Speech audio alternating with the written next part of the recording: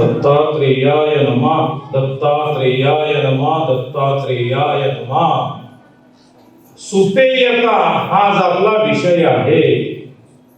जे विचार आपल्याला जाणून घ्यावयाचे आहेत ते विचार सुपेय आहे. सुपेय म्हणजे त्याचं सेवन करण्याला योग्य आहे, ते विचार रूपी दूध पिण्याला योग्य आहे.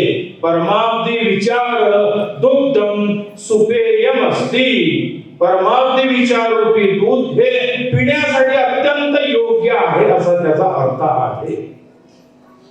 आता कालचा विषय झाला आपला अनुष्ठेयता, म्हणजे परमाब्धी विचार हे अनुष्ठान करण्याला योग्य आहे. म्हणजे परमाब्धी विचारांच्या अनुष्ठानामुळे फायदा होईल. विचारांचं अनुष्ठान जसं अन्य असते अनुष्ठान, जपानुष्ठान किंवा योगानुष्ठान, त्याच पद्धतीनं विचारांचं अनुष्ठान विचारांच्या संबंधात. परंतु हे अनुष्ठान चालू असताना किंवा अभ्यास चालू असताना, ते समजून घेत असताना, त्याचा संचय होत असताना पूर्वकर्म दोषामुळे कधी कधी दमल्यासारखं वाटू शकत असते.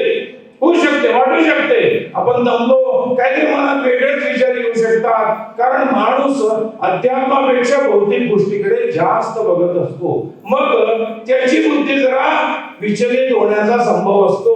अशा वेळी काहीतरी प्यायला पाहिजे, दूध प्यायला पाहिजे, पाणी प्यायला पाहिजे, तेव्हा पुन्हा मूळ ऊर्जा माणसाला मिळेल आणि पुन्हा तो आपलं विचारांचं अनुष्ठान चालू ठेवेल. एखाद्या वेळेस होऊ शकते म्हणजे जोरात चालू आहे, विश्वास आहे, सगळंच आहे, अभ्यास चालू आहे, त्या विचारांचं अनुष्ठान चालू आहे, सगळं चालू असतानाही कधी कधी काहीतरी पूर्वकर्म दोष आडवे येतात आणि कुठेतरी गोंधळ उडतो. त्यापासून माणूस थोडासा विचलित होण्याचा संभव असतो. अशा वेळी काहीतरी ऊर्जा पुन्हा मिळावी म्हणून काहीतरी सुपेय असणे, म्हणजे जे आपण घेतलं पाहिजे, पिलं पाहिजे. याचा अर्थ पिलं पाहिजे भलतच पिलं पाहिजे, अमृत ज्ञान दूध पिलं पाहिजे. हे भलत जे पिलं तो भाग वेगळा. जे ज्ञानरूपी दूध ते आपण घेतलं पाहिजे किंवा ज्ञानरूपी शुद्ध पाणी ते आपण घेणं अत्यावश्यक असते असा त्याचा अर्थ आहे. ऊर्जा अनेक विचारांनी, चिंतांनी ही संपत असते, कमी होत असते. त्यावेळी पुन्हा त्या मेंदूला पोषक असं काहीतरी घेणं अत्यावश्यक असते किंवा संपूर्ण देहाला पोषक अशा वस्तू आपण घेत राहणं अत्यावश्यक असतेच असते. आणि म्हणून त्या सर्वांमध्येही पाणी तर अतिशय आवश्यक आहे. पाण्याशिवाय माणसाचं चालतच नाही. अन्न एक वेळ जरी माणसाला मिळालं नाही तरी एखाद्या वेळेस चालेल, परंतु पाणी हे तर अत्यावश्यकच असते. म्हणून पाण्याला जीवन म्हणतात. एक राजा होता, त्याचं नाव होतं जयदामन किंवा त्या राजाला जयदाम म्हणतात, जयदामय म्हणतात. या जयदामन नावाचे अनेक राजे होऊन गेले. अशांपैकी हा एक राजा, तो एकदा जंगलात गेलेला होता आणि त्याला एकदम समजा मात्र तृष्णा लागली, ताण लागली. तो एकदम असा व्याकुळ झाला ताणेनं. इतकी त्याची अवस्था झाली की त्याला वाटलं आता आपण जगणारच नाही का काय, म्हणजे तसं काय होत नाही. पण एकदम माणसाला त्याला वाटलं की अतिशय वाईट अवस्था आहे. तहानेने अत्यंत तो राजा व्याकुळ झालेला होता. अशा अवस्थेमध्ये त्या राजाला एक झोपडी तिथं आढळली. साधारणस असं त्या घर होतं, झोपडी होता आणि त्यामध्ये वैद्य होता.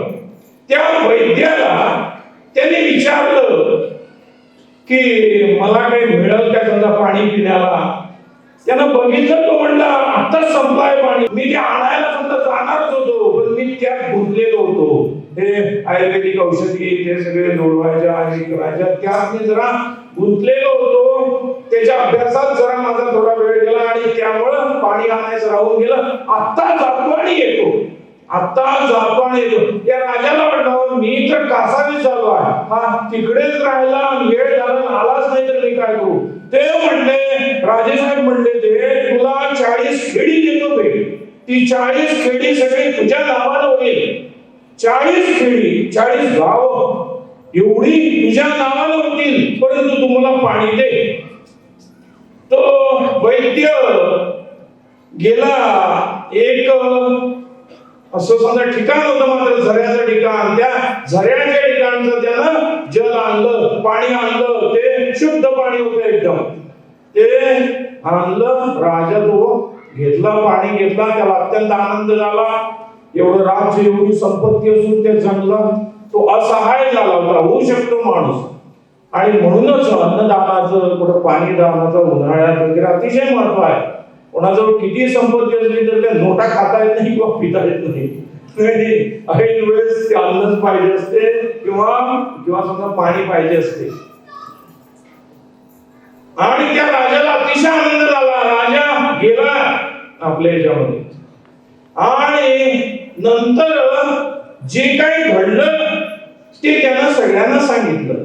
घरात सांगितलं, मुलग्याला वगैरे. मुलगा विचारला, तो वैद्य आपणहून मागितला होता काय? मात्र 40 खेडी तुम्हाला एवढे कसं दिले तुम्ही भावनेच्या भरात? तो म्हणला, मी एकदम 40 खेडीच काय, सगळं राज्य त्यानं मागितलं असतं, अशा वेळेस देऊन सोडलो असतो. कारण माझा जीव अतिशय व्याकुळ झाला होता. त्या पाण्याशिवाय मला अजिबात ठीक वाटत नव्हतं. पाणी पाहिजे असं वाटत होतं. म्हणून माझ्या मुखातून आलं की तुला 40 खेडी देऊन सोडतो.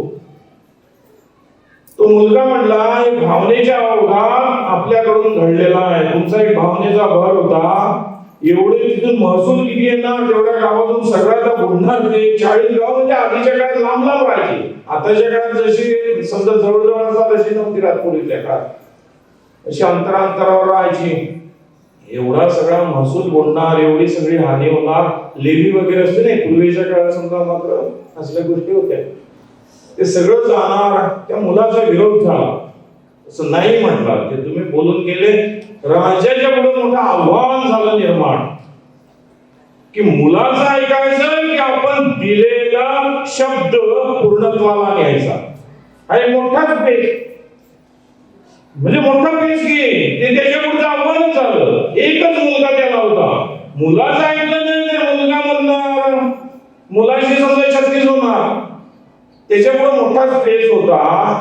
तो काही अंतरावर गेला आणि तिथं त्याने विचार करायला सुरुवात केली. त्याला म्हटलं तर त्या वैद्यालाच बोलवूया. त्या वैद्याला त्यानं बोलावलं. तो वैद्य जिथं राहत होता, आपले काही जण सेवक समजा पाठवले आणि त्या सेवकांच्या मार्फत त्या वैद्याला त्याला बोलावून घेतलं राजानं. त्या जयदान राजानं. वैद्य म्हणले, मी तुम्हाला काही म्हटलं नव्हतं, मला काही द्या, माझं समजा कर्तव्य आहे.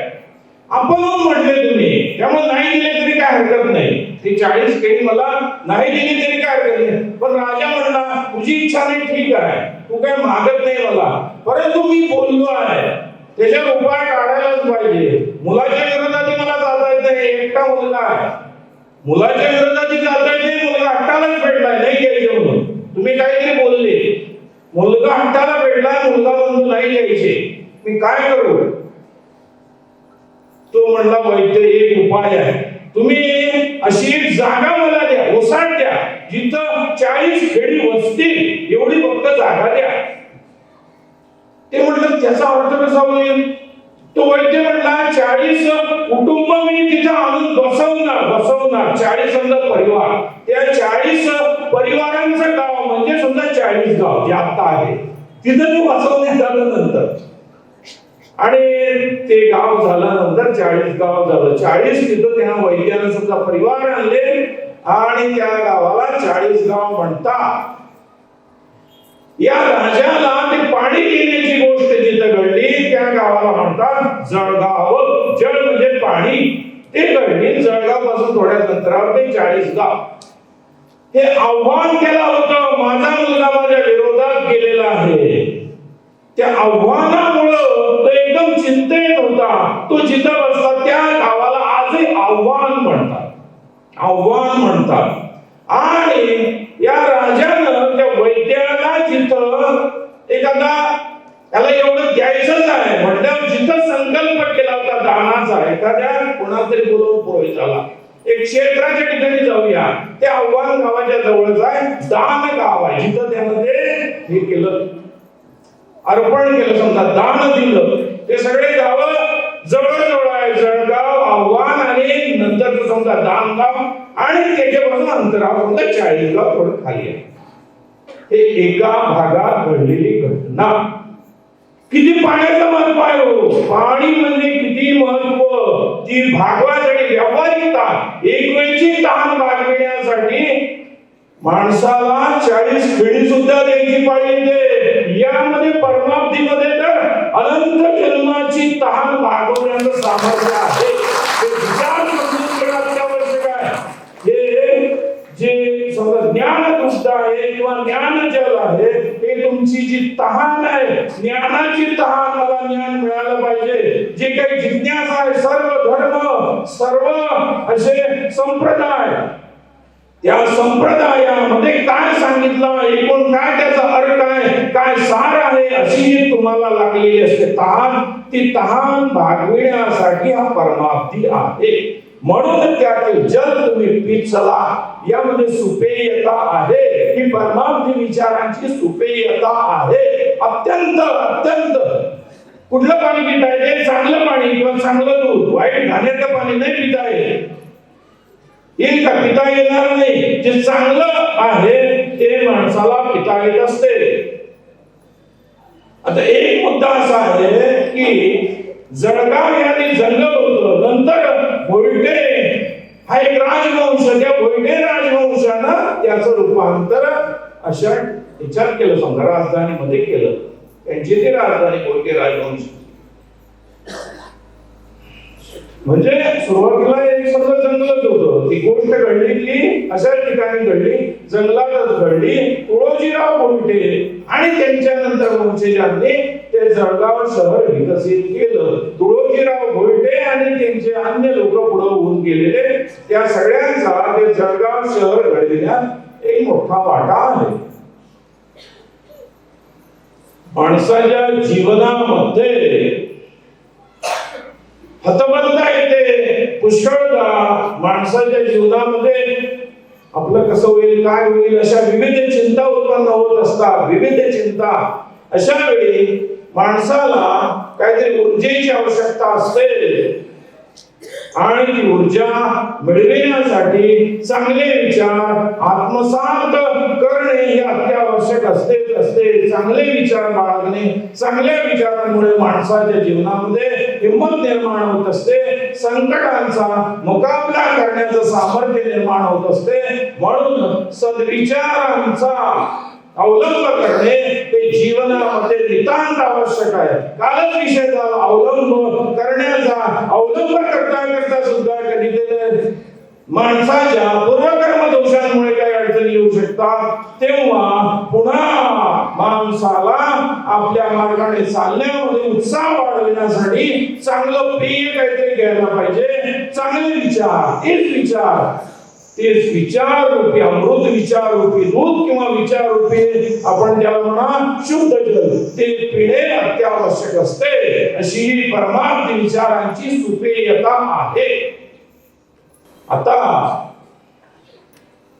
माणसाच्या जीवनामध्ये जे काही लाभत असते त्यात असंख्य व्यक्तींचा वाटा असतो.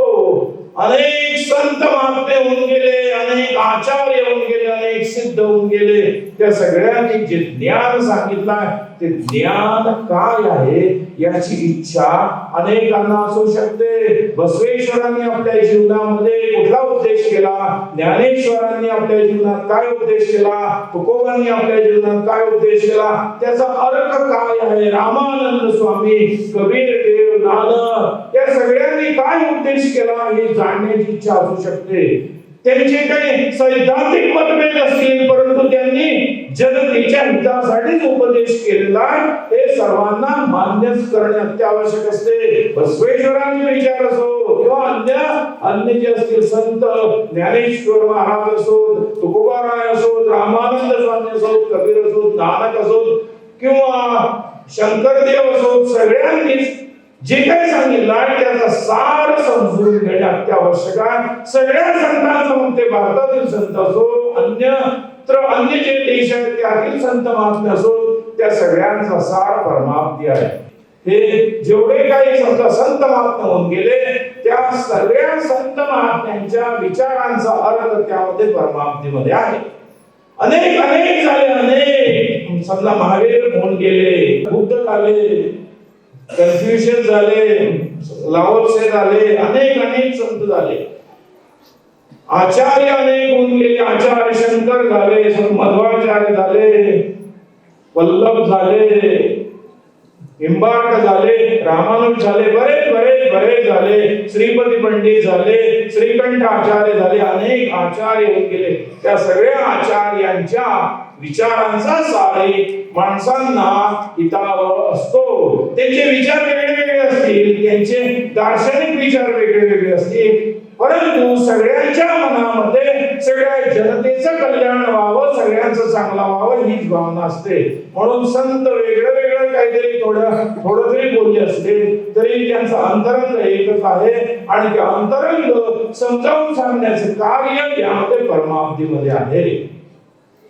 या अशा संत महात्म्यांना अनेक राजांचं सुद्धा सहाय्य लाभलेलं आहे.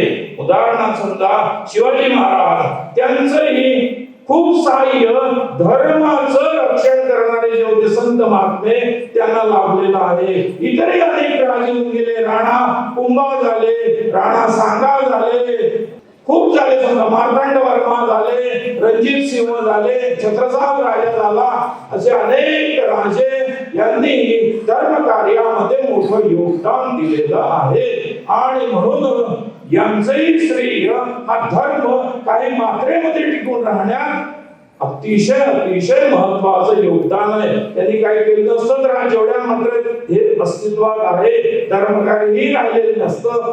म्हणून साधू संत ऋषी मुनी यांचा कसा वाटा आहे, तसे धर्मासाठी ज्यांनी कष्ट केलेले आहे त्या राजे लोकांचा किंवा इतरही जे कोणी असतील त्यांचाही वाटा आहेच आहे. म्हणून या सगळ्यांचा असंख्य संत झाले, अगणित असे संत महात्मे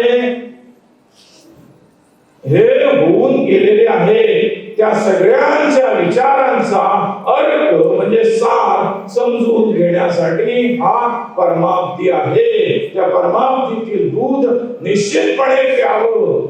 जेव्हा पुष्कळ जण म्हणतात परमार्थीतील अमृत, हे समजून घेणं त्यांची भरपूर भरपूर भरपूर पुण्य आहे. हजारो जे संत महात्मे या सगळ्यांच्या कष्टामुळं हे सगळं काही माणसाला मिळत असते. फक्त जे अन्य समजा विचित्र झालेला आहे त्या वैचित्र्यामुळे माणसाला यथार्थ बोध होत नाही. तो यथार्थ बोध देण्याचे कार्य परमार्थी हा करीत असतो. यथार्थ बोध सगळ्यांचं काय मत आहे हे समजावून सांगण्यासाठी परमार्थी आहे. आता व्हर्च्युअल वॉटर नावाची एक संकल्पना आहे. आभासी पाणी. आता विषय आपला चालू होता पाणी. आता काही नाही विचित्र वाटत, वीज आहे, या विजेमध्ये पाणी आहे. आणि काय पाणी तर म्हणणारे वीज आहे, हे अग्नीसारखं असते, यात कुठलं काय पाणी आहे. पण आजच्या संकल्पनेमध्ये ते वीज निर्मितीसाठी जेवढं आवश्यक असते पाणी, जेवढं पाणी खर्च झालंय तेवढं त्या विजेत आहे असं मानण्यात येत असते. त्याला आभासी पाणी म्हणतात.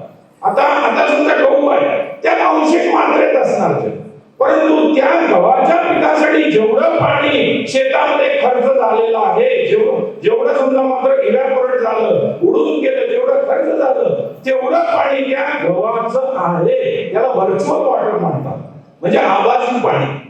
कुठली वस्तू, हे समजा शर्ट आहे, कापड आहे, यात तुम्हाला दिसणार नाही पाणी, आता अजिबात पाणी नाही, तुम्हाला यात पाणी नाही.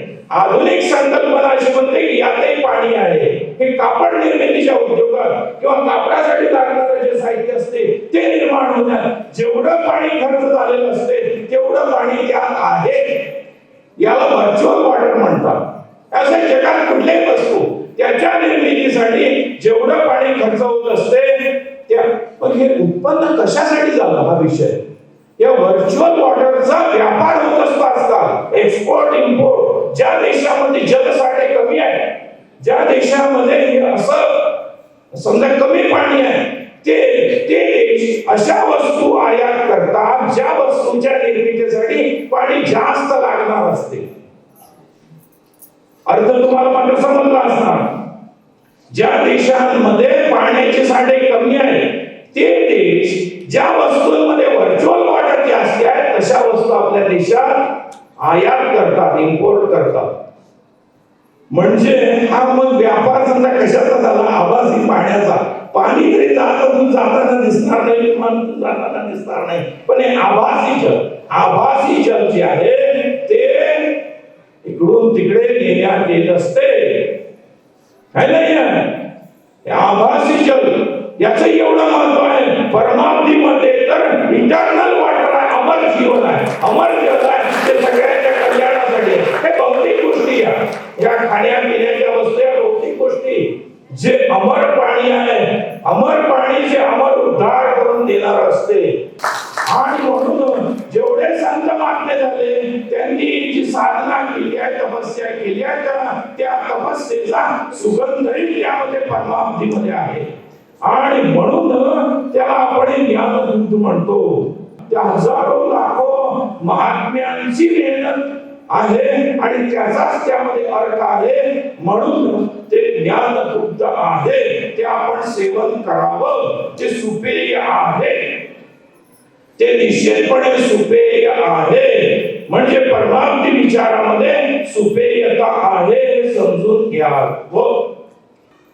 म्हणून परमाब्दीतील ज्ञान दुधाचं सेवन करावं, ज्ञानरूपी विशुद्ध जलाचं सेवन करावं, ते पाणी प्यावं. आता या जगामध्ये घडलं काय आहे तर म्हणाले सगळे संत महात्मे झाले, हे लिहायची गरज काय होती? एक उदाहरण तुम्हाला सांगतो. एक असं गाव होतं, त्या गावामध्ये काही साधनच नव्हतं पाण्याचं. पाण्यापासून काही लोक मेले सुद्धा तिथं होते. एखाद्या गावच्या मुखियाने विचार केला, आपण काहीतरी मात्र खोदूया, समजा तलाव खोदूया. आणि त्याला खोदला तलाव, तो खोदला तलाव खोदला. तो खोदल्यानंतर तिथं भरपूर समजा पाणी झालं, पाणी साचलं, लोकांना आनंद वाटायला लागला. लोक अतिशय आनंदित झाले. लोकांना काही अडचण नाही. मोठा खोदला. सगळे जेवढे गाववाले होते सगळ्यांनी मिळून मेहनत घेतली.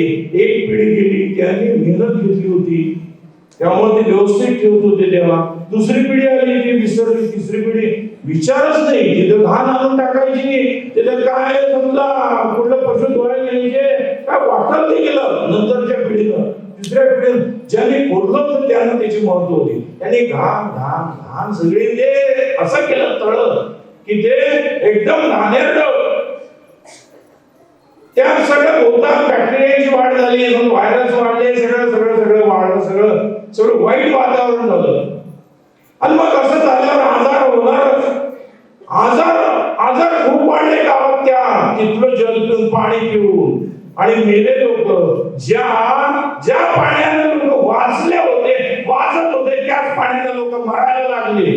आहे वाईट, ते तुम्ही अशुद्ध केलं की माणसं मरून जातात. तीच जागा, त्याच ठिकाणचं पाणी, तिथलंच पाणी पिऊन लोक जिवंत राहत होते.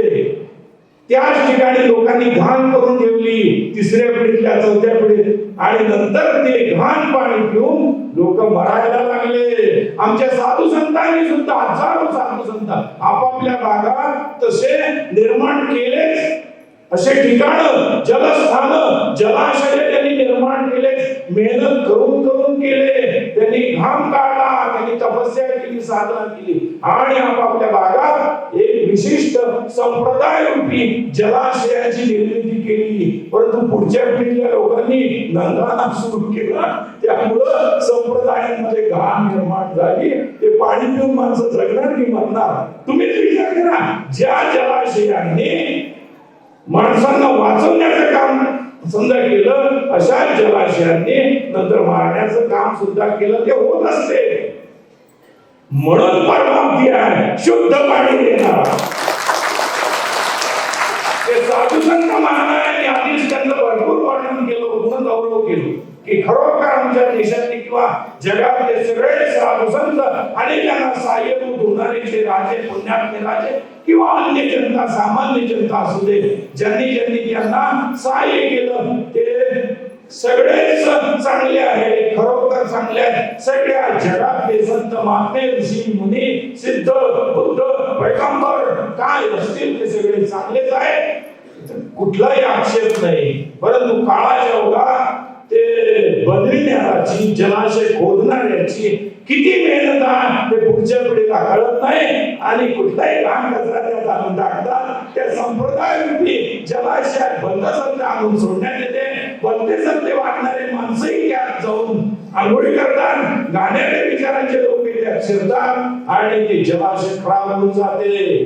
त्याचे ठिकाण असते तलाव जो असतो, तुम्ही काही म्हणा, तलाव म्हणा, सध्या जलाशय म्हणा, कुठलाही शब्द वापरा, सरोवर म्हणा, ते सरोवर घाण होऊन जात असते. आणि म्हणून ही शुद्धी होणं गरजेचं आहे. त्या साधू संतांना वाईट वाटते, आपण जे केलं यांना बरेच लोक घुसले, काय माझा विचारच काय राहिला नाही, हे बंदच करून राहिले, बंदच नुसतं लौकिक स्वार्थासाठी सगळं चालू आहे असं त्या गेलेल्या संतांच्या आत्म्याला सुद्धा वाटत असते. त्यांचं जे मन असते त्या मनालाही तसंच वाटणं स्वाभाविक असते. त्यांच्याही मनाला आनंद वाटू दे म्हणून हा परमार्थी आहे. सगळ्या साधू संतांना आनंद वाटू दे की खरंच सत्य ज्ञान लोकांपुढे येऊ दे. हे लोकांनी जी भेसळ केली ती भेसळ संपू दे आणि सगळी जलाशय शुद्ध होऊ दे हे त्यांनाही वाटत असते. परमार्थी हा शुद्धीचं काम करतो, शुद्ध जल जनतेला देण्याचं काम करतो. म्हणून हे परमार्थी विचार दुग्धम सर्वै सुपेयम, परमार्थ विचार रूपी दूध हे सर्वांनी अत्यंत चांगल्या रीतीने पिण्यासाठी योग्य आहे. खरोखर आहेच आहे, तुम्ही काय म्हणा, आहेच ते दूध पिण्यासाठी योग्य आहे. आता काही जण नाही पिणार. एक उदाहरण सांगतो. एक माणूस होता, चांगला माणूस बिचारा, त्यानं घरामध्ये चांगल्या स्वरूपाचं दूध बनवलं. दूध जरा त्यामध्ये घातला, समजा मसाला घातला, भरपूर स्वतःच्या पोराला म्हटला जरा दूध पी. तो म्हणला नाही माझ्या तोंडात वेगळं काहीतरी आहे. तो म्हणला काय आहे? नाही ते सांगता येत नाही, आहे वेगळं. तो होता गुटखा, मावा, काय म्हणतात त्याला, मावा गुटखा सगळे असते खरा. तो मावा आहे म्हणला माझ्या, अरे फुकून दे की तो. म्हणला ते सोडता येत नाही, फुकता येत नाही ते. अरे दूध आहे, अतिशय बारीक दूध आहे, हे घे तू, हे घे आणि तो मावा फेकून दे. हे नाही म्हणला, त्याची चव कशी अजब चव होती. ती माव्याची जर्द्याची चव अजब आहे म्हणला. मग आता असली असतातच की, मी सांगतो म्हणून सगळे जण काय आमच्या जवळ दूधच पिणार, ते मावा खाणारे भरपूर आहे तिकडे. नाही तसली राहणार नाही, राहणार असं नाही. त्या माव्यामध्ये जो असतो गुटखा, त्यामध्ये भरपूर वाईट असे घटक असतात, कार्सिनोजेनिक एलिमेंट्स म्हणतात. त्यातल्या काही घटकांना जे कार्सिनोमाला जनरेट करणारे असतात, म्हणून त्या घटकांना म्हणतात कार्सिनोजेनिक. हा कॅन्सर निर्माण करणारे ते घटक असतात. म्हणून 40 घटक असतात असे. त्यामध्ये त्या माव्यामध्ये 40 असे केमिकल्स असतात जे कार्सिनोजेनिक असतात. कार्सिनोमाला जनरेट करण्याचं त्यांच्यात सामर्थ्य असते. 40 घटक त्या कार्सिनोजेनिक असतात, कॅन्सर उत्पादन करणारे असतात. दुर्दैवानं आपल्या देशाला ओरल कॅन्सरची राजधानी म्हणण्यात येते. विश्वाची राजधानी आहे भारत. किती खातात मावा, ते दूध पिणारे थोडेच लोक आले तिथं, ते मावा खाणारे भरपूर आहेत तिकडे. ओरल कॅन्सरची या भारत देशाला राजधानी म्हणतात. एवढे जास्त मात्रे भारतात ओरल कॅन्सर म्हणजे समजा याचा कॅन्सर, माउथ कॅन्सर, तोंडाचा कॅन्सर, कुठेतरी तोंडात होणारा कॅन्सर जेवढ्या मात्रेमध्ये अन्यत्र होतो त्याच्यापेक्षा कितीतरी पटीने या भारतात होतो. किती वाईट गोष्ट आहे. म्हणून भारतानं समजून एखाद्या वेळेस एखादं सरकार, एखादं राज्य त्या माव्यावर समजा बंदी आणते. बंदी आणल्यावर मावा तो जास्त किमतीत विकला जातो आणि जास्त व्यापार, म्हणून ते राज्यामध्ये जाऊ द्या. काही त्या बंदीने उपयोग होत नाही. लोकांच्या मनातली भावना जायला पाहिजे काही नाही. त्याचा स्वाद घेण्यापेक्षा दूध प्या, नाही तर पाणी प्या. झालं साधं पाणी प्या, याला काही उपयोग नाही. हा ज्यांना सवय आहे, आता बरेच जण असतात ज्यांना आयुष्यामध्ये तशी सवय असते, त्यांनी मात्र घाबरायची काही आवश्यकता नाही. औषध असतात, जरी झाला कॅन्सर तरी काहीतरी दूर होऊ शकतो. माणसाने कधीच भिवू नये, घाबरू नये. काय आपण खाल्लो म्हणजे काय आता हे वाईटच होणार असं नाही, होऊ शकतो असं आहे. शक्यतो जी मुलं खातच नाही त्यांनी खाऊ नये यासाठी सांगतो मी. ज्यांना झालाय त्यांनी काही भिण्याची आवश्यकता नाही, त्यावरही मात करता येऊ शकते. सगळे लोक असतातच की समजा डॉक्टर लोक ते त्यावर मात करू शकत असतात. ते औषधोपचारांना आजकाल भरपूर यंत्रणा, भिण्याची आवश्यकता नाही आहे, त्यावरही उपाय असतात. परंतु हूस देऊ नये यासाठी मावा तोंडात करण्यापेक्षा तोंडात दूध घाला, दुसरी काही वस्तू घाला. ते मावा कशाला दूध ठेवायचं म्हणजे हे असलं होणं चांगलं नाही. झाल्यावर नंतर भरपूर पेच होतो, भरपूर दुःख होत असते. म्हणून होऊ देऊ नये, झाला तरी भिवू नये. उपचारांना दूर होऊ शकतो. अति झाला तो भाग वेगळा.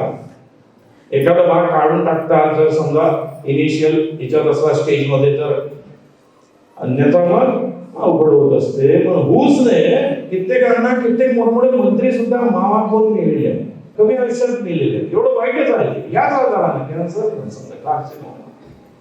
त्यामुळं आपलं आयुष्य भरपूर असावं ही इच्छा बाळगावी आणि आयुष्यभर चांगल्या विचारांचं सेवन करावं, परमार्थीचं वाचन करावं, सत्कोश वाचावा, सगळं वाचा, मोहल्ले वाचा, वर्तेड वाचा, रस्या वाचा. त्याने काहीतरी फायदा होणार आहे. मावा करून काय उपयोग आहे? डोक्यात चांगलं मावा जर मावलं तर उपयोग त्याचा आहे. डोक्यामध्ये चांगलं मावू शकते. मावा ठेवायची गरज नाही, माव्याचं आकर्षण ठेवण्याची गरज नाही. चांगलं भरपूर मावू शकते. या मस्तिष्कात भरपूर मावू शकते. माणूस त्या मेंदूचा वापर करीत नाही. माणूस आपल्या आयुष्यात थोड्या पार्ट्सचा त्याचा वापर करतो. मेंदूची एवढी समजा क्षमता आहे. असं म्हणतात की आइन्स्टाईन आपल्या मेंदूचा भरपूर वापर करतो का? भरपूर याच्यातला पूर्ण नाही. इतर सर्वसामान्य माणसांपेक्षा त्याच्या मेंदूचा जास्त भाग वापरात येत होता. सर्वसामान्य माणसाच्या मेंदूचा जास्त भाग वापरातच येत नाही. थोड्याच भागावर आयुष्य चालू नाही. माणसाला वाटते माणूस समजत नाही असं, अरे वापरच करत नाही तर समजणार काय? मेंदूचा वापर केला तर माणसाला पुष्कळशा गोष्टी समजतात. त्या मेंदूमध्ये भरपूर मावू शकते. चांगले विचार माणसानं त्यात ठेवावे. हे माव्याचं आकर्षण ठेवू नये किंवा अन्य ज्या काही फालतू गोष्टी आहेत त्याचं आकर्षण ठेवू नये. चांगलं त्यात ठेवावं. हा भाग अतिशय महत्वाचा आहे. अतिशय महत्वाचाच आहे. हंसजीव नावाचे एक होते महर्षी. त्या महर्षीच्या इथे राजाला, त्या राजाचं नाव होतं साहंजी. त्या महर्षीच्या इथं तो आला, राजा आला. त्या महर्षीची छोटीशी एक सगळी झोपडी होती. राजा तिथे गेला, बसला, त्यांना हात जोडले, नमस्कार केला त्या महर्षीला. थोडा वेळ समजा बोलणं झालं. त्यांना आश्चर्य वाटलं, काहीच ठेवत नाही जवळ, भरपूर वैराग्य. तो राजा जायला लागला. त्या राजाला, त्या साहंजी राजाला पोचवायला ते सुद्धा आले. समजा त्या झोपडीतून बाहेर आले, तिथे उभे राहिले. राजा जायच लागला. राजा मोठ्या रथात बसून आलेला होता. मोठा रथ होता राजाचा. राजा जायच लागला. राजा रथामध्ये बसला नाही, खाली चालायच लागला. त्यानं आपल्या याच्यामध्ये पायामध्ये वाहना सुद्धा मात्र घातल्या नाही, तसाच चालायच लागला. त्या राजाच्या सोबत जे आलेले होते सेवक ते म्हणायला लागले, तुमचा देह समजा नाजूक आहे, काहीतरी पायात घाला, रथात बसा. तो राजा म्हणला, नाही, तिथं ते महर्षी उभे आहे, मी तसा त्यांच्या पुढ्यात रथात बसणार नाही. ते भरपूर अंतर तो राजा तसाच गेला. तो राजा साहंजी राजा तसाच चालत राहिला, तसाच अनवाणी, पायात काही नव्हतं, रथातही बसला नाही, तसाच चालत होता. याचा अर्थ काय? राजा म्हणजे ऐश्वर्य, राजाचं ऐश्वर्य हे त्यागाला नमस्कार करीत होतं, त्यागापुढे विनम्र होत होतं. जे राजेश्वरी असते ते वैराग्याला बंधन करीत असते, जे राजेश्वरी असते ते भक्तीला ज्ञानाला बंधन करीत असते. हा याचा अर्थ आहे, हा याचा अर्थ आहे. एवढा तो राजा होता, त्याचं भरपूर मोठा ऐश्वर्य होतं त्या राजाचं, तरी तो त्यांच्या पुढ्यात झाला नाही. त्याचं मोठं साम्राज्याने भरपूर ऐश्वर्य, परंतु तो पायात काही न घालता असा जात होता, साधा साधा. असे पुण्यात्मे राजे होऊन गेले की जे धर्माला मानत होते, धर्मासाठी राबणाऱ्या ऋषी मुनींना साधू संतांना मानत होते. म्हणून अशा राजांच्या विषयी सुद्धा परमात्मेला आस्था आहे. एक माणूस मला नाही अन्याजवळ म्हटला, उघडपणे बोलत नाही माझं, दुसऱ्याजवळ म्हटला महाराज नुसतं त्या धर्म अध्यात्मच लिहायला पाहिजे होतं, राजकीय इतिहास कशाला लिहिला. असे पुण्यात्मे राजे आमच्या देशात होऊन गेले, म्हणून राजकीय इतिहास लिहिला. त्यांच्यामुळे धर्माचार्य धार्मिक जागरणाचे कार्य करू शकले, म्हणून परमात्मित राजांचा सुद्धा गौरव आहे.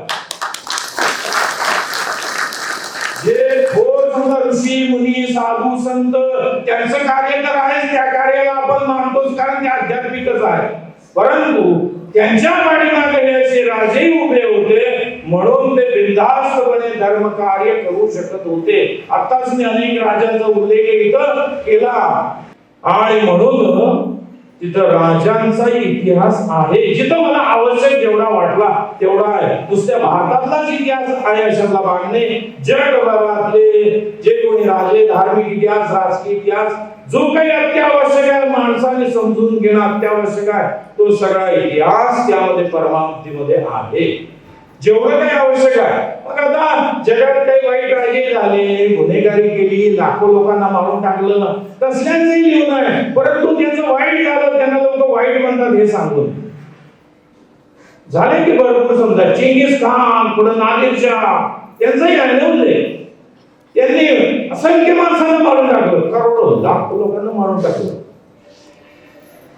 आणि सगळं. आणि आपल्या इतर वाङ्मयात आहे, इतर जे वाङ्मय समजा महोदय वगैरे त्यात कसले दुष्ट होते ते, त्यांचा उल्लेख म्हणजे त्यांनी एवढं साम्राज्य मिळवलं परंतु त्यांनी वाईट केलं नाही, म्हणून त्यांना लोक वाईटच म्हणतात. चेंगीस खानला कोणी चांगलं म्हणतात, म्हणून हे रावण कंसेनं वाईटच म्हणणार नाही, तसले आधुनिक काळातले रावण. म्हणून अशा वाईटांचा आदर्श डोळ्यासमोर ठेवणे, चांगल्या राजांचा आदर्श डोळ्यासमोर ठेवावा, यासाठी तो सगळा राजकीय इतिहास त्यात आहे. हे माणसानं समजून घेणं अत्यावश्यक आहे. जुने राजे आहेत, कुठे यदू राजा, अलंक राजा वगैरे वगैरे त्यांची नाव आहे, आणि आधुनिक काळात ते जे पुण्यात्मे राजे त्यांची नाव आहेत. त्यांनी काहीतरी धर्मासाठी केलेलं आहे म्हणून ते सगळं आहे. म्हणून एखादा म्हणला नुसतं धर्म वेदांत सांगायचं असता, त्यांना ते आमचं सर्व समावेशक आहे. आमचं सगळे सगळे सगळे ज्यांचं जिथं जिथं काय योगदान असेल त्याचा संदर्भ तिथं आहे. ते काय नुसतं एका देशातला एका असा नाही आहे, असा परमाप्ती नाही आहे. हा एखाद्या इन्सिडेंट मुळे झाला असं नाही, इन्सिडेंटल नाही आहे परमाप्ती. एखाद्या पुष्कळचं वाङ्मय असते, एखादं वाङ्मय एखादी कुठली तरी समजा घटना झाली, त्या घटनेच्या अनुषंगाने जे काही असते त्याचा संदर्भ तिथं असतो. एखादं क्षेत्र असते, त्या क्षेत्रासंबंधीचं वाङ्मय असते. ते सार्वत्रिक आहे, हे वाङ्मय सार्वत्रिक आहे, इन्सिडेंटल नाही किंवा ऍक्सिडेंटल निर्माण झाले नाही. ऍक्सिडेंट म्हणजे हे असं रोडवरच नाही, चुकून एखाद्या अचानकपणे निर्माण झालं, असं ऍक्सिडेंटली वाङ्मय नाही आहे. हे सार्वत्रिक सर्वांचा विचार करून निर्माण झालेला हा परमाप्ती आहे. हा परमाप्ती इन्सिडेंटली नाही आणि ऍक्सिडेंटली नाही आहे. हा सार्वत्रिक सर्व काळाचा, एखाद्या घटनेचा, एखाद्या देशाचा, फक्त एखाद्या क्षेत्राचा असा विचार करून झालेला नाहीये. सगळ्या सगळ्या सगळ्या विश्वाचा विचार करून परमाप्ती निर्माण झालेला आहे, म्हणून तो सर्व व्यापक आहे. बाकीचं असते ते आम्हाला मान्य आहे, परंतु ते एखाद्या घटनेमुळं जो काही बोध झाला त्याच्या पुरता जो असतो, त्या वेळेला जो बोध योग्य असतो तसं त्यात सांगितलेलं असते. काही गोष्टी अपघाताने होऊन जात असतात, म्हणजे एखादी गोष्ट अपघाताने घडली, त्या निमित्ताने काहीतरी बोध उत्पन्न होत असतो, काहीतरी बोध जनतेला दिला जात असतो. त्या अशा ग्रंथांचाही पूर्ण सन्मान आहेच आहे, सन्मान सगळ्यांचाच आहे. परंतु हा केवळ असा अचानकपणे निर्माण झालेला नाही, हा विचारपूर्वक सर्व विश्वातले जेवढे धर्म असतील, संप्रदाय असतील, त्या सगळ्यांचा विचार करून हा परमाब्धी निर्माण झालेला आहे. म्हणून हा व्यापक आहे. आता काही जण म्हणणार, किती लोक अरे सगळे धर्मपंथ जेवढे भारतात आहे ते सगळ्यांचे आचार्य त्यांनी मानलेलंच आहे, सही शिक्क्या सहित आपल्याजवळ आहे. फक्त आम जनतेला पोहोचवण्यासाठी पैसा लागत असतो, आहे का नाही? म्हणजे हा पैशाचा खेळ शिल्लक राहिलेला असतो. बाकी सगळ्या धर्म पंथांचे भारतात जेवढे धर्म आहे, यहुदी धर्म आहे, पारसी धर्म आहे, समजा ख्रिश्चन धर्म आहे, मुसलमान आहे, जैन आहे, बौद्ध आहे, शीख आहे, हिंदू आहे, सगळ्यांचे आणि हिंदूंमधले विविध संप्रदाय, त्या सगळ्या धर्माच्या आचार्यांचे, महामंडलेश्वरांचे, महंतांचे आपल्या अंकांमध्ये लेख आहे. याचाच अर्थ ती माणसं एकटी नसतात, त्या माणसांच्या पाठीमागे त्यांचा संप्रदाय उभा असतो. त्यामुळे त्यांचे लेख म्हणजे त्यांच्या सगळ्या माणसांची स्वीकृती होय, हे लक्षात ठेवणं अत्यावश्यक आहे. किती संप्रदाय, एखादा ग्रंथ खूप कॉपी जरी छापून झाले असले तरी त्याला फक्त त्या पंथातलेच लोक मानतात. त्याला दुसऱ्याची संमती असण्याचं कारणच नाही. किती हजारो लाखो जरी, तसं परमाब्धीच्या बाबतीत नाही, सगळ्यांची आजच स्वीकृती आहे. त्यामुळं त्यांचे जेवढे अनुयायी आहे त्या सगळ्यांनी मानल्यासारखंच आहे. त्यांच्याजवळ पोहोचायचा विषय, जनसामान्यांजवळ पोहोचायचा विषय हा काळाच्या ओघात होईल. दुसऱ्याचा इथं समजा तुलना करता येत नाही. एखादा संप्रदाय ग्रंथ जास्ती झाला फेमस तरी तो फक्त त्या संप्रदायातलेच लोक मानतील, दुसऱ्या संप्रदायातले कोण असं मानणार नाही. एखादा वैष्णव ग्रंथ आहे तो हे लोक शैव लोक मानणार नाही, किंवा समजा काळभक्त लोक मानणार, हा ठीक आहे एवढं म्हणतील, असं ओढीनं मानणार नाही, ओढीनं मानणार नाही. म्हणून अनेक संप्रदाय आहेत किंवा एका वैष्णव पंथातील नाना भेद असतात. रामानुजाचं मत, मध्वाचार्याचं मत, वल्लभाचार्याचं मत, एकाच एक ग्रंथ दुसऱ्या पंथात मानले जात नाही, मानले जातच नाही. एक निंबाळ मत आपापलं मानतात. तशी परिस्थिती या परमाब्धीच्या बाबतीत नाही. हे आपलं सौभाग्य आहे की आजच सर्वांची मान्यता आहे. उरला प्रश्न सामान्य जनांपर्यंत पोहोचण्याचा, तो वेळ आल्यावर होईल. आपल्या कामापुरते लोक आपल्याला बाहेर जातात, नंतर जेव्हा वाढायचे तेव्हा वाढतील, जेव्हा वाढायचे तेव्हा वाढतील. ते एक नियोजन असते आणि त्या वेळेस ते होत असते. आता एक गोष्ट सांगितली, आता सांगितले ना, तो राजा सहांजी राजा, त्याचे नगरीला म्हणतात सहांजनी. ते एमपी मध्ये शहर आहे, त्याला म्हणतात सांची म्हणतात सांची. ते हा राजा वैदिक धर्म परंपरेतला, त्यामुळं त्या ठिकाणी हिंदू म्हणजे जे वैदिक परंपरेतले हिंदू साधू ते सुद्धा तिथं जातच होते. पुढे चालून बौद्ध साधूही तिथं गेले आणि बौद्धांचा तिथं स्तूप निर्माण झाला. तुम्ही सांगा, सांची हे फक्त वैदिक धर्मियांची की बौद्धांची, दोन्हीची आहे? तिथं हिंदू जे वैदिक धर्मी साधू त्यांचंही वास्तव्य होत होतं आणि यांचंही झालं, बौद्ध साधूंचंही झालं. सांची विषयी दोन्ही मतांमध्ये आकर्षण आहे, वैदिक धर्मियांनाही आहे आणि कुठलीही जागा कुठल्या एका धर्माच्या मालकीची नाही आहे, सगळ्यांचीच आहे. सगळी क्षेत्र सगळ्यांसाठीच आहे. जेवढी आता तीर्थक्षेत्र आहे त्याची वाटणी करण्यात काही अर्थ नाही. सगळ्या मानवांसाठी सगळी क्षेत्र आहे. हे आडी क्षेत्र सर्वांसाठीच खुलं आहे, सर्वांसाठीच खुलं आहे. आमच्या धर्माचे लोक पाहिजे, आमच्या संप्रदायाचे पाहिजे असं काही नाही. सगळ्या संप्रदायातली या, कोणीही या, सगळेजण मानतातच. पण एखादा उद्योग केला तरी काही एवढी चिंता नाही, हे असं राहणार थोडं. तसलं कधी तो होत नाही. परंतु एखाद्याला हे वाटलं नाही माझाच धर्म वाढायला पाहिजे, बाकीचे 200 धर्म नष्ट व्हायला पाहिजे, अशी ज्याची आसुरी भावना आहे त्याला एखाद्याला नाही पटणार आपले विचार, मान्य करतो. परंतु ज्यांच्या मनामध्ये सद्भावना आहे, दैवी भावना आहे, दैवी संपत्ती ज्याच्या मध्ये आहे, त्याला ते परमार्थी वाढावा हीच इच्छा राहणार. ते निश्चित सत्य आहे. आसुरी भावनेचे लोक वेगळे. जसे पूर्वी राक्षस होते, मीच एकटा राहावा, बाकीचे सगळे नष्ट व्हावे, माझी सगळी सत्ता राहावी, बाकीच्यांचं काही अस्तित्व असू नये, त्या राक्षसीच भावना आहे. तसेच आज ज्यांची राक्षसी भावना असेल, माझाच विशिष्ट असा धर्म सगळ्या विश्वात असावा, किंवा हे माझा संप्रदाय फक्त जगव्यापी तोच आहे मुख्य, बाकीचे सगळे तुच्छ आणि ते नष्ट व्हायला पाहिजे, अशी ज्यांची राक्षसी भावना असते, असे असतील पण ते आपल्याकडे येणारच नाही. त्यामुळे इथे जे येतात ते चांगलेच आहे, आणि चुकून एखादं जरी आला तरी त्यांना काही फरक पडत नाही, तो सुद्धा सुधरते. मी समजा कालच बोललो, भटकलेले जे वाटा चुकलेले लोक आहेत ते सुद्धा यावे, त्यांचंही चांगलं व्हावं. जे वाट चुकलेले लोक आहेत ते सुद्धा यावे, आणि समन्वयात्मक विचार त्यांनी सुद्धा समजून घ्यावे. हे समन्वयात्मक दूध हे सर्वांच्या कल्याणासाठीचं दूध सर्वांनी सेवन करावं. फक्त कोजागिरी आली की फक्त प्यायचं असते असं काही नाही. हे दूध हे रोजच प्यायचं आहे, नाहीतर ते तापायचं रात्री आणि त्या दिवशी प्यायचं तो भाग वेगळा. हे ज्ञानदुग्ध हे नेहमी सेवन करणं अत्यावश्यक आहे. जीवनामध्ये त्यानं उत्साह राहतो, आपल्या कामामध्ये जे काही चांगले विचार आहे, माणूस खिन्न होत नाही. एखादी गोष्ट आज नाही झाली तर उद्या आपलं चांगलं होईल असं त्याला वाटत असते. चांगली आशा कोणाला असते? ज्याच्या मनात भक्ती आहे अशामध्ये असते.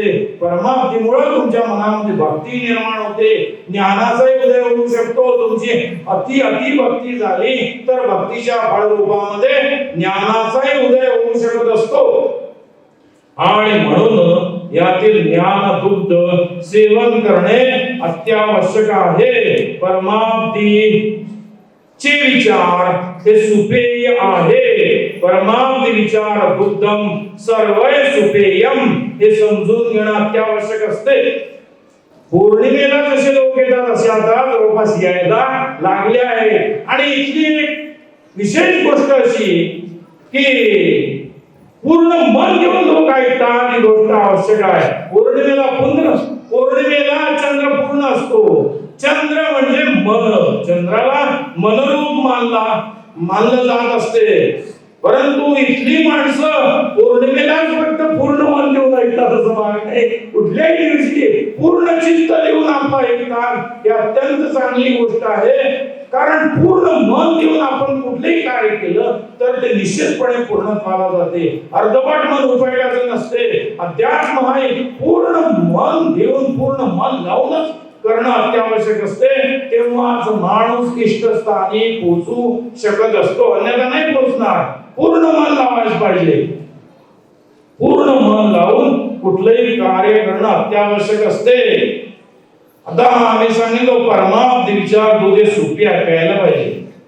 एखाद्या थोडंफार घाल, थोडंफार पितो, एखादी तसली असणार की थोडंफार म्हणजे पूर्णच प्यायला पाहिजे. अपूर्णचा काही उपयोग होत नाही. ते पूर्ण सेवन करणं. एखाद्याला वाटणार एवढं माझ्यासाठी उपयुक्त, एवढंच घेतलं तर तेवढंच फळ मिळणार. एका समजा श्लोकाने मिळणार. पूर्णच वाचलं, जर समजा पूर्णच वाचत गेले तर जास्त फळ मिळणार, पूर्ण फळ मिळणार. हा महत्वाचा भाग समजून घेणं अतिशय आवश्यक आहे. खरोखर हा अतिशय आवश्यक आहे. आजकाल लोक विचित्र का वागतात? आता बऱ्याच धर्मात संप्रदायांमध्ये भरपूर काही असते. अद्वा तत्वा बोलतात, साधू संतांच्या विरोधात बोलतात. हे नाही त्यातून हलकल्लोळ मासतो, हिंसा मासते, है नाही होत असते. कोणीतरी एखादा बोलतो जगभर हिंसाचार होतो, एखादा समजा कार्टून काढतो, वाईट घडते, एखादा वाईट बोलतो, है नाही वाईट बोलणारे तर भरपूर आहेत. कोणाच्या तरी विरोधात वाईट बोलत. हे बघा, जिभेला हाड नाही म्हणतात. किंवा जो माणूस अथवा तुझा बोलतो त्याला हाड बोलतात, जिभेला हाड. परंतु या जिभेने अनेक हाड मोडली आहे या विश्वातली, अनेक हाड मोडल्यामध्ये संपवून टाकलाय लोकांना, एवढी जीभ वाईट आहे. म्हणजे अज्ञानी जीव जे असतात, जे पोपटासारखे काहीतरी कुठलं तरी वाचून आपलं समजा भराडत राहतात, त्यामुळं धर्मात संप्रदायामध्ये तेढ होते आणि अनेक हाडं मोडली जातात. खरंच घेऊ, जीभ अशी मऊ दिसते पण ती बोलते वापरली तर वाईट असते. तिला अनेक हाडं मोडलेलीच आहे, हाडं मोडून लोकांना संपवलेलं आहे. हिंसाचार झाला म्हणजे होतच असते. म्हणून जिभेवरील संयम असणं अत्यावश्यक आहे. जगात जो जास्तीत जास्त गोंधळ आहे, एकमेकांच्या विषयी द्वेष आहे, मान्य आहे, तुमची तशी भावना आहे. अभेद रूपी ज्ञान, अभेद ज्ञानाचं दूध जे पिणारे ते पितील. हा भेदाचा मावा कोण खातील ते खातील, ते शेवटी तसल्याच मार्गाने जाणार, चांगलं होत नसते. तर मावा कधी कल्याण करत नाही. म्हणून ज्यांना तसला खाद्य खाऊ शकतात, परंतु त्या जिभेवर थोडस नियंत्रण ठेवायला पाहिजे. जगात सगळा द्वेषच पसरलाय. दुसऱ्याविषयी आपुलकी नाही, दुसऱ्या धर्माविषयी, दुसऱ्या पंथाविषयी किंवा द्वेषाचीच भावना आहे. परंतु जिभेवर नियंत्रण ठेवल्यास थोडंफार तरी व्यवस्थित होईल. नंतर त्यांना जेव्हा बोध होईल तेव्हा ते व्यवस्थित चांगले वागतील, त्यांचं मन शुद्ध होईल. त्यांच्यात जे विद्वेषाचा विष आहे ते जाऊन अभेद ज्ञानाचा अमृत त्यांच्यात शिरल्यावर त्यांचाही उद्धार होऊ शकेल. परंतु जोपर्यंत त्यांच्या अंतरामध्ये विद्वेष विष आहे तोपर्यंत त्यांनी जिभेवर संयम ठेवायलाच पाहिजे. भलतं असं बोलून या जिभेनं लोकांची हाड मोडू नये, हे वाईट आहे. सगळं चांगलं होत राहावं, सगळ्यांचं चांगलं व्हावं, ही शुभ भावना सर्वांनी आपल्या अंतरामध्ये ठेवणे अत्यावश्यक आहे. शुभ भावनेमुळे सर्वांचे कल्याण होत असते. आता या जगामध्ये झगमगाट आहे, झगमगाट. लोक बुद्धीचा वापर करीत नाही पुष्कळदा. दिसते तसं ते असते असं नाही. एक रत्न आहे, हिरवं रत्न, कॉपर युरेनियम फॉस्फेट म्हणतात त्याला. आधी तुम्हाला सांगितलं होतं हिरवं दिसते रत्न, परंतु ज्या खोलीमध्ये ते रत्न असते तिथे माणूस आजारी पडू शकतो. रत्न आहे पण त्याला नरकाचं रत्न म्हणतात, नरकाकडे नेणारं रत्न म्हणतात. रत्न दिसते तुम्हाला या भरपूर झगमगाटात, काय भरपूर झगमगाट आहे असं वाटल, काय ते आमच्या पंथाचं. परंतु सगळी रत्न ही चांगली असतात कशातला भाग नाही. ते कॉपर युरेनियम फॉस्फेट जे असते समजा, मात्र ते विषारी असते. ते ज्या खोलीत ठेवलेले असते त्या खोलीत सुद्धा झोपत नाही. म्हणून जे दिसते त्यालाच माणसानं भुलू नये, ते वाईट का असते हे सांगतात. कॉपर युरेनियम फॉस्फेट ते युरेनियम असतो, युरेनियम हा रेडिओ ऍक्टिव्ह असल्यामुळं तुम्हाला माहित असणार युरेनियम हा रेडिओ ऍक्टिव्ह एलिमेंट आहे. केमिस्ट्री वाले असणार थोडे इथं अभ्यासू लोक. त्यामुळे युरेनियम हा रेडिओ ऍक्टिव्ह एलिमेंट असल्यामुळं ते कॉपर युरेनियम फॉस्फेट हे रत्न रूप असते, रत्नासारखं दिसते. परंतु तशा नरक रत्नांना भुलू नये. म्हणून तुम्हाला फसविणारे विचारही असू शकतात, ते आकर्षक वाटतील, परंतु ते योग्य स्थानाकडे तुम्हाला नेतील अशातला भरोसा नाही. काय सत्य आहे काय असत्य आहे हे समजून घेणं अत्यावश्यक आहे. त्यासाठी सर्व धर्मांचं काय सार आहे, सर्व संप्रदायांचं काय सार आहे हे समजून घेण्याला महत्व आहे. जग जसं दिसते तसंच ते असते अशातला भाग नाही. अंतरंगामध्ये मळ असतो, वरून माणूस चांगला दिसतो असंही पुष्कळता असते. आज सगळी घाण भरलेली असते. म्हणून तसं भुलू नये, सत्य समजून घ्यावं आणि सत्याच्याच आधारे आपली जीवन यात्रा चालवावी हा महत्वाचा भाग आहे. पण त्या संध्या रत्नासारख्या दिसणाऱ्या गोष्टींना भुलू नये. शुद्ध ज्ञान घ्यावं, शुद्ध पाणी प्यावं, आध्यात्मिक शुद्ध पाणी प्यावं, आध्यात्मिक शुद्ध दूध प्यावं, अमृत घ्यावं. आपण सर्वांनी परमाप्ती जे आहे त्यातील शुद्ध जल सेवन सेवन करावं. परमाप्तीचा अर्थ तुम्हाला माहितच आहे, सर्वोत्तम दिव्य महासागर. या जगातील सगळ्या संप्रदाय रूपी नद्यांना किंवा सुद्धा तलावांना, सगळ्या जलस्रोतांना आपल्यामध्ये सामावून घेतलेलं आहे. म्हणजे सगळेच विचार सामावून घेतलेला आहे. इथे कोणाचाही उपहास नाही, कोणाचाही उपहास नाही, टिंगल नाही, टवाळी नाही. इथं सगळ्याच चांगल्या विचारांचा सन्मान आहे. म्हणून हे विशुद्ध जल आहे, हे विशुद्ध जीवन आहे. विशुद्ध जल म्हणजे त्याला म्हणतात, जलाला जीवन म्हणतात. हे विशुद्ध जीवन आपल्या जीवनासाठी निश्चितपणे उपयोगाचे आहे, हे आपण समजून घ्यावे. दत्त दत्त दत्त.